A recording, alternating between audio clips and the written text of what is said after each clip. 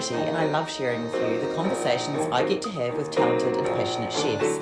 It's the backstory, if you will, to the food they're putting up. I begin today by acknowledging the Wurundjeri people of the Kulin Nation, traditional custodians of the lands and airwaves of Naarm where this conversation took place. Land which was never ceded. Land where communities came together to eat seasonally, locally and without exhausting resources. I pay my respects to their elders past and present and to any First Nations people listening today. Today I'm talking to Ryan Spurrell. Now, the Tiffy Group is known for its imaginative venues which transcend the ordinary, and Ryan is executive chef for and so oversees the group's Goldilocks Rooftop Bar, House of Correction, Lost Boys, the Clarendon and latest Snow White-inspired beauty, Mirror Mirror Rooftop Lounge. I spoke to Ryan in the Clarendon, which has recently been renovated, and it's a really beautiful makeover of the great bones of the original Clarendon Hotel, established in 1858. Then I had a quick trip up the elevator to Rooftop Mirror Mirror. Melbourne loves a rooftop bar, and this one might only be 3 floors up, but it gives absolute rooftop energy, as well as some Mediterranean influences in its greenery and tiling. You can see out to Port Melbourne, as well as see the city from a different perspective. Ryan grew up watching cooking shows on television and was fascinated by watching the techniques used by the chefs. Drawn to fine dining, he's worked in some of my favourite Melbourne restaurants such as Vue de Monde, Estelle and Matilda, as well as top London restaurants the Ledbury and Pollen Street Social. He also worked in Ho Chi Minh for 8 months and was loving it before the experience was cut short by COVID lockdowns. But he brings to the Clarendon and Mirror Mirror some of the flavours he discovered and loved there, intertwined with the food he's grown up cooking.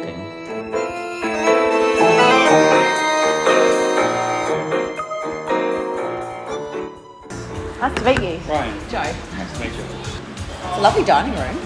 Thank you. Yeah, nice and light. So how long has it been this look? 3 months? I've been reading a bit about you, and you've worked in some really fine dining places, and here it's a pub. Tell me about that. The building is a pub. Yeah. Yes it is. So we sort of keep some of that aesthetic going, like keeping all of this area here, like just people who may want to come in for a drink. We have a lot of people who sit out the front and have a drink. Yeah.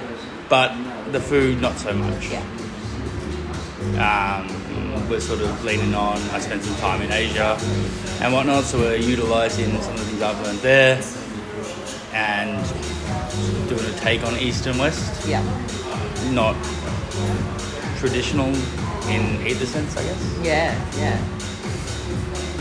So, maybe let's talk a little bit more about some of the food then. How did you go about putting the menu together? So you had the experience. Had you worked with Asian food much before? You've been on. I've done bits and pieces. I have some friends who are from there. Obviously, I lived in Vietnam for a while before COVID. Yeah. And then COVID struck, and that was that. Yeah. Unfortunately. Where were you? I was in Saigon. Yeah. Ho Chi Minh, whichever one you want to call it. It's amazing over there. South. I was there for about 8 months. Wow. Okay. Unfortunately. Yeah. And then COVID, and that was it. Okay. Yeah. So you came back. Yeah, well, I was out getting all the visa stuff sorted. Oh, so that you couldn't So I go had to back. leave, Yeah, okay. and then when we had our flight booked back, they locked the border to Wow. anyone who didn't have a Vietnamese passport. Okay. Yeah. And right, and so what are some dishes then that you've brought on? So it's Vietnamese or a bit of a mix? Bit of a mix. Yeah. I did travel to Cambodia a bit. I've been to Thailand a bit. I have some friends who are Thai, and they cook for me, and Yeah. I always enjoy the flavours, Yeah. realistically. So yeah, it's more about a flavour focus and any of those fancy things, creating things from scratch instead of buying things in, Yeah. all that kind of thing is what we look at. So when people come in, when diners come in, what's the best way for them to approach the menu? Is it a shared thing or is it... It's designed to go either way, Okay. realistically. If you just want to come in and have your own thing, then by all means. The dishes are designed to be more of a sharing aspect, I guess, because that is a part of the cultural aspects of there. Yeah.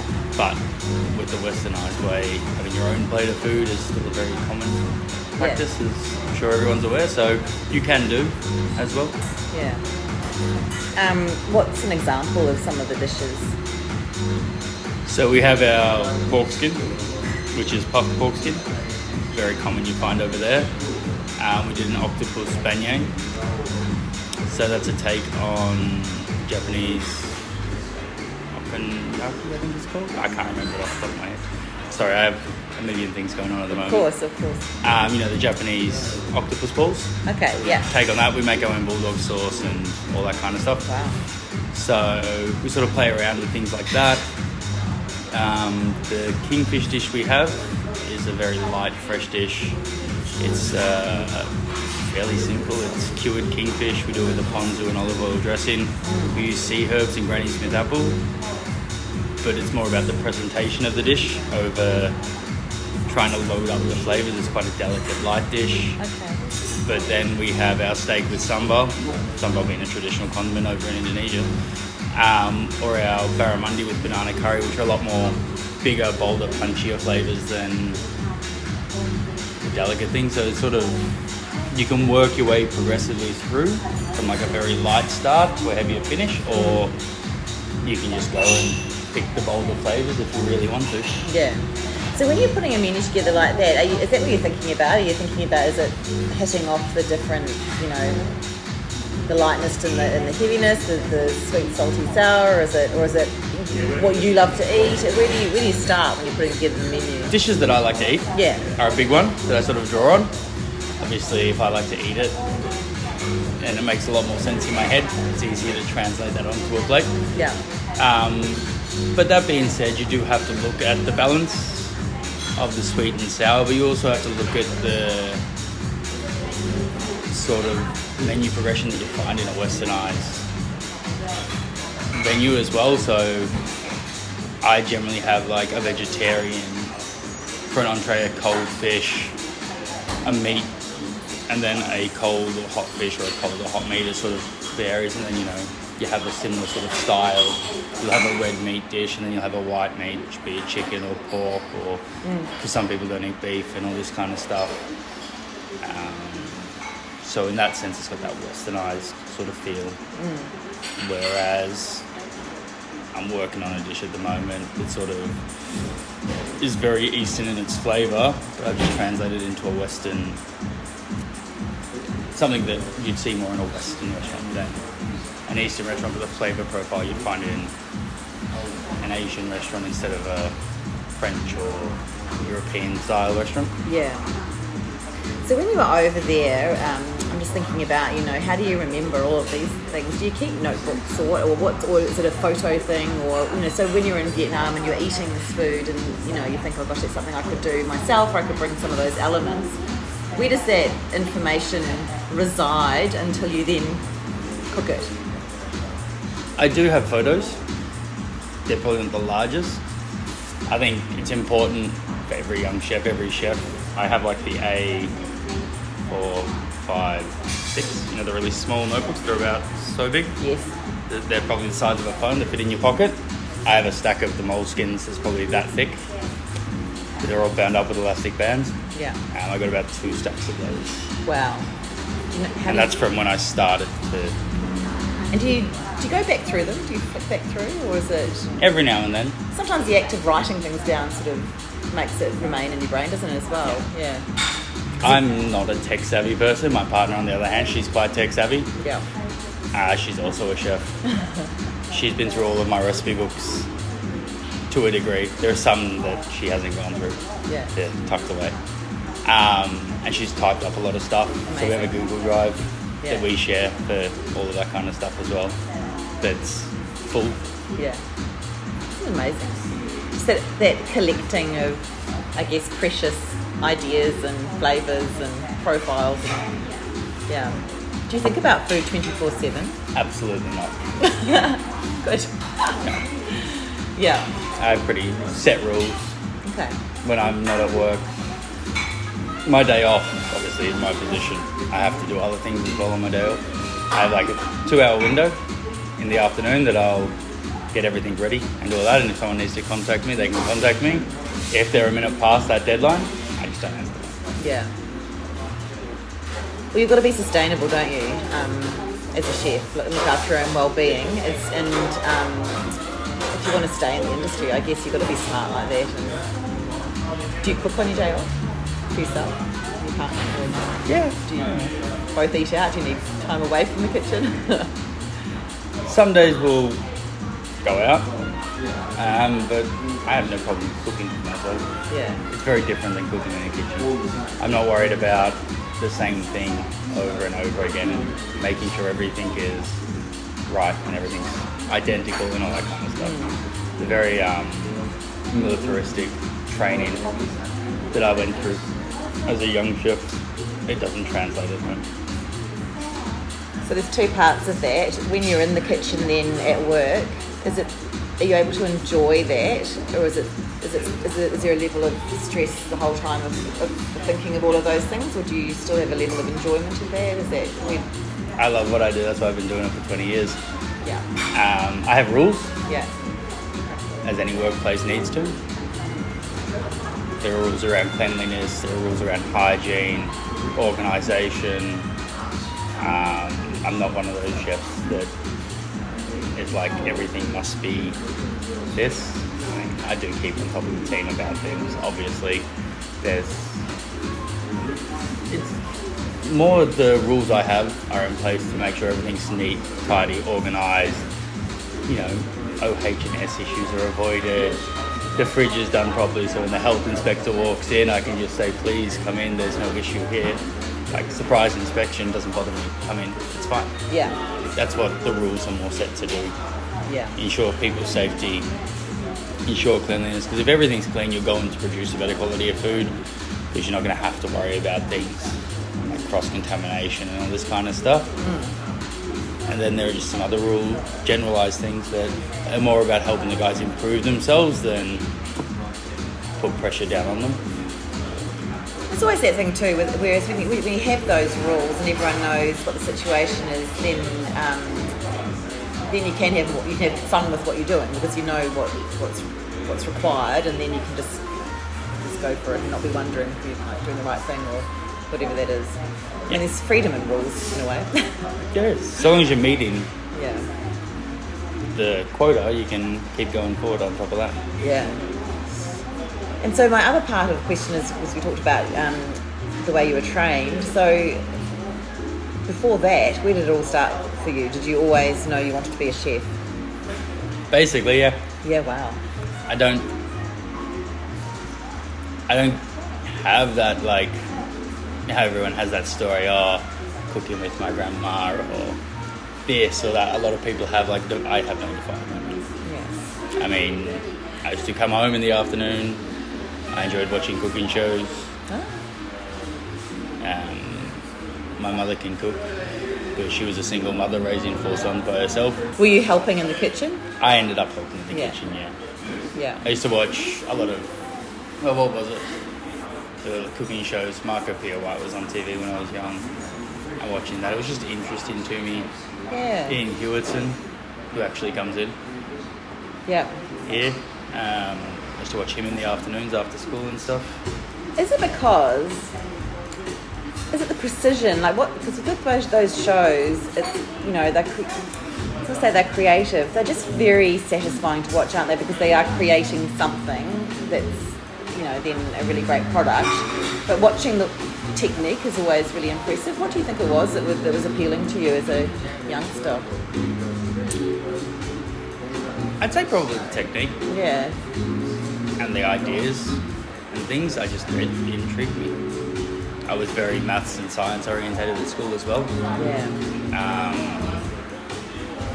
Art we found at home. My mother does a lot of artwork. She's an artist. She does art. She's a floral painter. Okay, so there's sort of two sides to it then, yeah. So I guess she likes to attribute the art side to her, which is probably true. And when I was a young chef, when I decided and started moving into kitchens, it was more the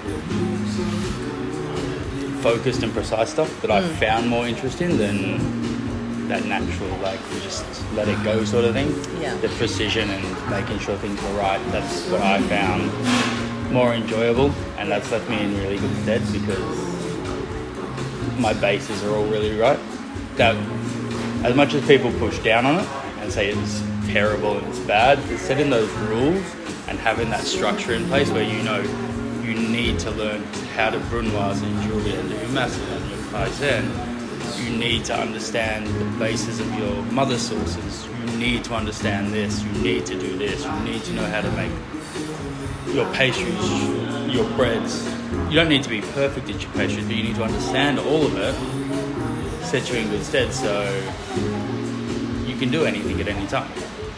I've found a lot of the younger generation now that I've seen come through have never done pastry, have never seen bread. Their cutting technique is really poor. They're all being rushed through their apprenticeships because there's no time. Well, it's not even that. The generation under me, I've been doing it 20 years. Got the generation after my younger brother, and he's 7 years younger than me. They're in leadership roles, but they don't understand what it is to be a leader.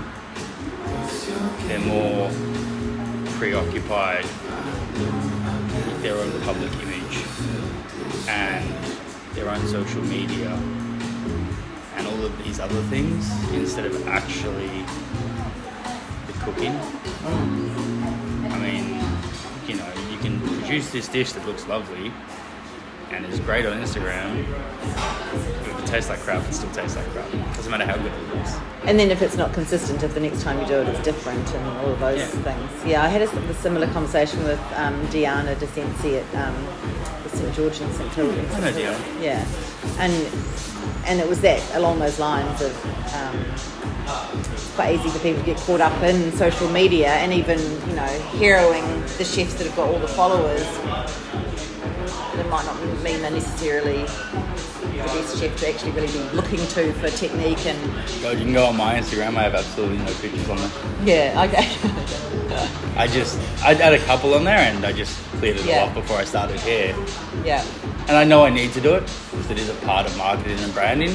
Yeah. And we have other projects that are coming up, so sure, I need to be a little bit more active on this, as everyone keeps telling me. But at the same time, I'd rather be in the kitchen, focused on the guest. The most important thing is making sure the guest has a good time. I think that's one of the things I enjoy about what we do as well.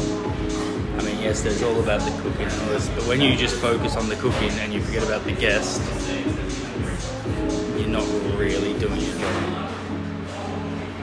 Our job is to produce things to give to people. It's about that more holistic approach. I mean, I didn't understand it when I was younger, not gonna lie, and I made mistakes. Yeah. I had some critical bosses who were very stern with me. Yeah, right. And you start to realise that it is. Well, it's hospitality, isn't it? Yes, it's hospitality. It's exactly right. It's in the name of what we do. It's hospitality. It's about being hospitable. Yes. You know, it's a sense of like a lot of chefs cook with ego. And don't get me wrong, ego is required. You need that ego. If you have the confidence, you're going to have the ego. It's about managing and tempering your ego, not letting it get ahead of what you're trying to do. Yeah. So I feel like very quickly you got into fine dining, which seems, from what you say, to suit. I started in fine dining. Yeah, okay. So that and that seemed to suit your personality, but then also the way you enjoy to cook. So learning in that environment is important. Did you grow up in Melbourne? Yeah, I grew up. I come from out near Ringwood. I come from a place called Park Orchards. Oh yeah, okay, yeah. I know people who live out there. Tucked away. It's very beautiful out there. Yeah. So close to the Mum city. still lives in Morandon. Oh, it's gorgeous, yeah. Nice. And at what stage of your career did you decide that London was the place to go to? Pretty early on. Europe was always going to be the place to go to. There wasn't much happening elsewhere. There were a few places in America, but America had never held any interest for me. Yeah. It does now, but more of a sense of traveling, seeing South America, the food culture that's been built. There just wasn't as much about America. And then Asia, it was Asian food. Like, the food we got over here is very bastardized in the sense of what is actually Asian food and the nuances between all the different regions and all the different countries and all that kind of stuff. So it was sort of Europe. Obviously, once I'd left working for Jacques and I got into Shannon, a lot of the top brigade there were all English chefs anyway. Yeah. Like Ryan Cliff was the head chef when I started there, and then we had Andy and Mark Briggs. And a lot of the team was either English or French. Yeah. So it kind of, you just headed that way. Yeah. Was it a culture shock? Going to England? Not really. No. And the kitchen, was it? I suppose you've been with people that, yeah. We're tough. Yeah. Kitchens are tougher. Yeah. They were tougher. Bad anyway.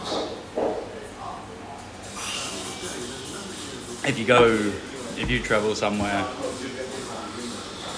you change kitchens even. If you leave one kitchen and go to another kitchen and you're not learning, you just leave. Especially when you're a younger chef. If you're not learning, there's no point in you being in that environment. Either you're working, generally means you're working with people who aren't going to be willing to train you. So there's going to be no real progress for you. Unless you're just padding out your CV, it's a pointless exercise. Padding out a CV is a pointless exercise. You see a lot of kids who do it, they go spend 12 months, and they go spend 12 months, or 8 months, or whatever. But if you don't learn anything there, you're going to spend your life perpetually doing that. And then the second you walk into a kitchen with an experienced chef who's read your CV, there's going to be an expectation set on you, and you've got to be able to back it up. The whole chasing stars and all that kind of stuff. If you go and for padding CV, you have to go over there with a very open mind. Understand that the kitchens are a lot tougher, it's a lot more ingrained, but you will learn so much. Most of the chefs I worked over there for, they were very tough kitchens. So I did the Ledbury and Pollen Street. So I had friends who were working at other restaurants. I go do stages and all this kind of stuff, which people frown upon now because you shouldn't work for free. But I got paid in knowledge. Yeah. And I found that more important than the trivial payment you would get for a day's labour. Yeah. Once a fortnight, once a month when I pop in to go to a stage. The knowledge you get from these places is far more valuable, and that's the whole point of the travel, is to learn and grow. Yeah. Because that's a question I often ask, is what would your advice be to young people starting out as chefs? So you've really answered that. I guess then maybe what's the difference between a good chef and a great chef?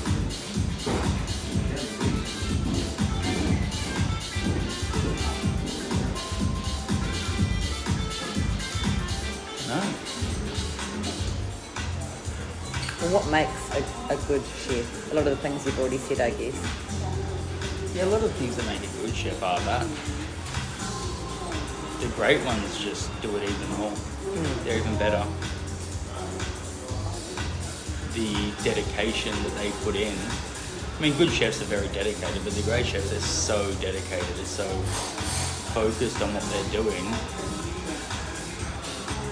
But I think they're just really good chefs with really good teams. Because you can sit there and you can say they're a great chef, and they are. I mean, someone like Gordon Ramsay, I mean, he can do everything, and it's all bang on.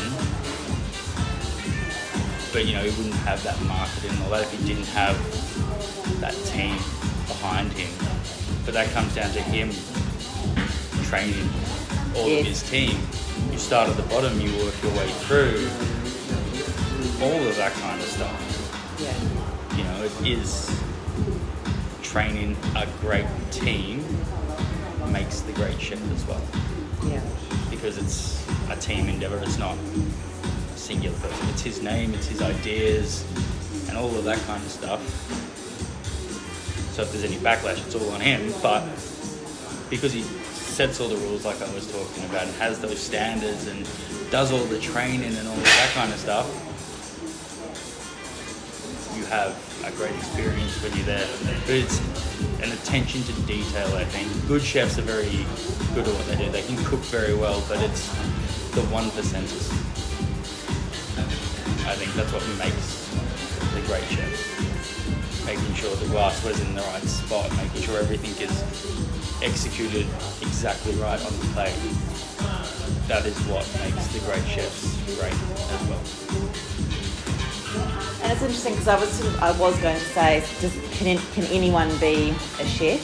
But that's that difference, is that I suppose anyone could be a chef, but whether or not they can be a great chef, no. Look, I have a really good mate of mine, and he's amazing cook. Does it at home. He cooks some of the most fantastic stuff. I go over there and eat, and he gets self-conscious and worried, but his food's awesome. Yeah. Like, you'd happily serve it in a restaurant. But he's always said to me, and it's really funny, he's like, I love cooking, I love doing it at home. He's like, I never work in a kitchen, I never want to be a chef. He's like, I would hate it if I did that. Okay, no, that's a good point. Being a chef isn't about the cooking, it's about doing the same job over and over and over again. Yeah. You know, it's about, if you enjoy cooking wood-fired pizza and you do it every Sunday and you cook 4 of them and you sit there and go, oh, I could be a pizza chef. Cook 400 a day, 5 days a week. Yeah. See if you still love it. That's the difference between a chef and a cook, is we do it and we enjoy it. And if you're not enjoying being a chef, find another industry. Because it very much is it's a holistic approach. It's a lifestyle choice. You know, you get up early in the morning, you go to bed early in the morning. You know, it's long hours. A lot of kitchens now have turned around because obviously the long hours over 5 days, we do compressed work weeks. Yeah. So you still are working like a long day, but you get 3 days off the week. It's all about balance now as well. That's right, yeah. Do you think young people are still being attracted to the industry?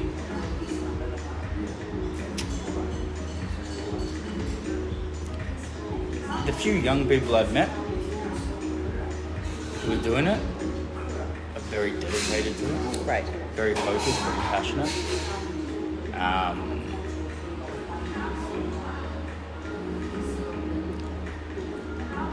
think that old glamour of what it was, like once upon a time, like when I was looking at getting into it, this is pre-MasterChef and all that kind of stuff, it was very much an unknown.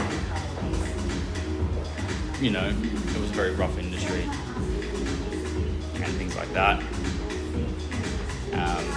And you knew there wasn't much glamour to it, but you did it because you wanted to do it. And you either, within you, by the time you finished your apprenticeship, you knew if you were going to continue or you knew if you were out. Like, it was very divided. Whereas now, you have a lot of things that glamorise cooking, which has had a detrimental effect, I feel. Yeah. Unfortunately, we did have a big influx of young people, which I think is why there was a lot of rule changes and sort of restructuring in the way things were done. Because I mean, the generation I was and the generations before me, what happened in kitchens happened. Yeah. It was shit. Yeah, I'm not gonna lie, I passed it on at one point. But I changed, like a lot of chefs have. And it was good for that, but it's sort of, the work ethic changed around it as well. I did it because I loved it and I really wanted to. So working the hours I did and taking what was dished out, it paid off in dividends in another way. Yeah. Because, as I said, I feel that the likes of your master chefs and all these fancy cooking shows, and like the fanciest cooking show I think when I was there was something like Ready Steady Cook. You know what I mean? Like that was the pinnacle of cooking shows where you had the actual chefs and they were competing and stuff like that. Yeah. Whereas MasterChef basically turned around and was like, look, anyone can do this. That's right. Yeah. They don't like to tell you that the 4-hour challenge actually takes 12 hours and that they have recipes under their bench when they're supposed to remember and things off the top of their head. They don't tell you all of that. But it's sort of, you go out to restaurants and they have open kitchens and you see what's happening, and there's a certain allure and glamour to it. Oh, look at these boys, look at them go. They've been working for 10 hours already and they've still probably got 5 hours to go. But look at the energy in there, and look at this, and look at how everything comes out. It's stripped that away. And it sort of lost some of it in the end. Yeah. It was good at the start. There was a lot of young people come in, but they came in for the wrong reasons. I also wonder whether, lockdowns and all that stuff has affected a lot of people's perspective on things. I think in a lot of industries it made people rethink what they wanted to do, and I feel like even front of house and so on, a lot of people left hospitality. A lot of chefs left. A lot of chefs did. Because having that break allowed them to see what else was out there maybe, or that they just didn't want to get back into that hard. Got to be match fit as a chef, don't you, all the time? Kitchen fit. Yeah. You learn your endurance and your stamina. Of course you do, yeah. I have a lot of boys I know of my generation. Everyone's like, you hear people like, oh, my legs, my feet, my back. I'm like, it doesn't bother me anymore. Yeah, right. It's, I think it's more the mental aspect of it. You're trapped inside all day. You don't really get out. It's not like any other workplace, and it's very reactive. Well, it is reactive. Yeah. I mean, I can prepare a menu, but then we get an order and you do it. And then you got to manage all your orders. Customers don't want to wait. It's not like, oh, it's 5 p.m. I'll answer that email tomorrow. Yeah. It's like, it's 9 p.m. We still have entree, main, dessert to do. We're going to be here until it's done. Yeah. And there's that expectation that it is going to be done. And Melbourne diners are some of them can be very difficult. But they're also a lot more open-minded about food as well. So yes, they may be difficult, but they're a lot more open to trying things and seeing things and new flavours and this and that. So it's, good and bad, I guess, on that end of it. Yeah. Well, great. On that note, That's all right. Thank you. Thanks for your time. You're welcome. Thanks for coming in. Thank you so much for listening to this episode of Conversation with a Chef with Ryan Spurrell at the Clarendon. You can check out some beautiful photos of the rooftop and all the Snow White themed drinks on Instagram at Mirror Rooftop, that's all one long word. But to see Ryan's food, head to at Clarendon Restaurant. If you'd like to hear more stories from other chefs, I'm on Instagram at Conversation with a Chef. Again, all one long word. You can read the chat and become a subscriber at www.conversationwithachef.com. And of course, you can follow me on Apple and Spotify podcasts. You could even leave a review. Definitely 5 stars, that'd be lovely. I'd also really love it if you told a friend about my chats, because that's still the best way to get the stories out there. Once again, thanks so much for listening. Have a great day, and bon appetit.